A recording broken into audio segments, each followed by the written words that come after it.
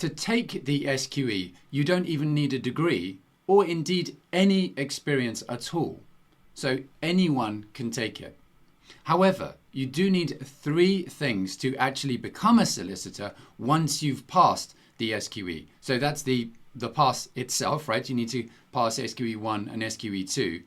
But the 2 other things are 2 years qualifying work experience and a degree. But it does not have to be a law degree. So that's one of the new things about the SQE and the whole new regime. You don't need a law degree. Now, obviously there's some exemptions and so forth, but this is the basic position. So I'm just going to illustrate this point with this diagram. So we'll just go through this. So we're going to look at 6 scenarios. So there's different variations on how you could go about this. So the first one here we'll look at, you do a 3-year undergraduate degree in any subject. And in some cases, you don't need a degree. Some equivalent experience can be taken into account. But in the vast majority of cases, it's going to be a degree. Now, again, you don't need to have a degree to take the SQE exam. But in a lot of cases, you will be doing the degree first. Then you need 5 to 6 weeks in this scenario. That's the period between the SQE1 and assessment and the results. So in this scenario, you're doing your degree and then you're going ahead and you're taking the SQE exam. So this might be a situation where, let's say you've done the law degree and then straight after you're doing the SQE. So that's the bit in orange there. Now then the next part is you're going to need about 2 months. That would be the period between booking SQE2 and taking SQE2. And remember, you can only book SQE2 after you actually pass SQE1. Then you're going to need 14 to 18 weeks. Now that's the period between SQE2 assessment and the results. So those three periods are all the whole process of taking SQE. So you do your first degree, then you take the SQE exam. Let's say you pass, and then after that you could then do the 2 years qualifying work experience. So degree, SQE, and then qualifying work experience. Then after that, you'd need to wait a month or 2. We've put 2 months here, which is for the final SRA checks and admission to the role of solicitors. From people we've spoken to, the SRA says it takes 1 month.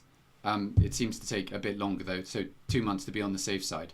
So in that scenario 1, that may be or may become a common scenario. So you've got this whole time period, taking 5 to 6 years with degree, then SQE, then your qualifying work experience, and then you get onto the role of solicitors.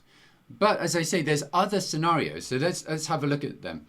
Second scenario, you do your degree first, and then you do your qualifying work experience, and only then you do the SQE exam. So that could have some advantages if you pick up and understand more about the law through your work experience, and then you take the SQE exam, and then you go on the role of solicitors.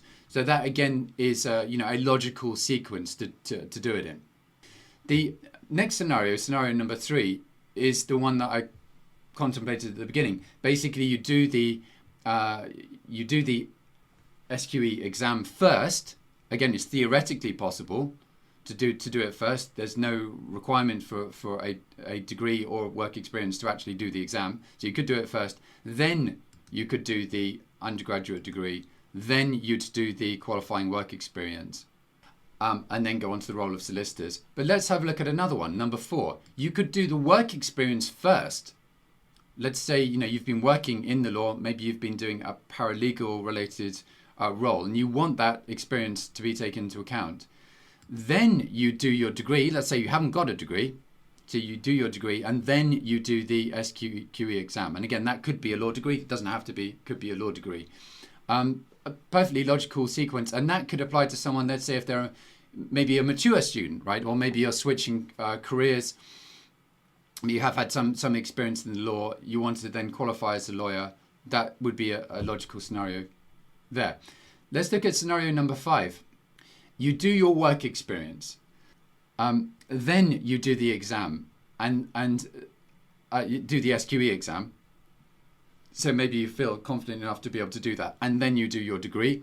Perhaps, although it's perfectly permissible to do it this way, perhaps not as compelling as scenario number 4. And then the last one, just to illustrate the point, you could do the SQE exam, you could then do your qualifying work experience, and then you could do the degree, and then go on to the role of solicitors.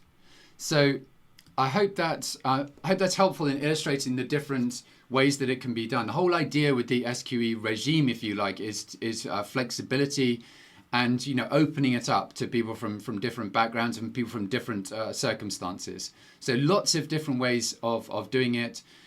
We have spent the last 2 years creating a SQE course full of video content and animations and diagrams like this to help you understand the concepts and to give you really a fast track for preparation for the SQE exam. You can get the first part for free. Just click on the link immediately below. Be very happy to help you, and best of luck with the exam. Bye for now.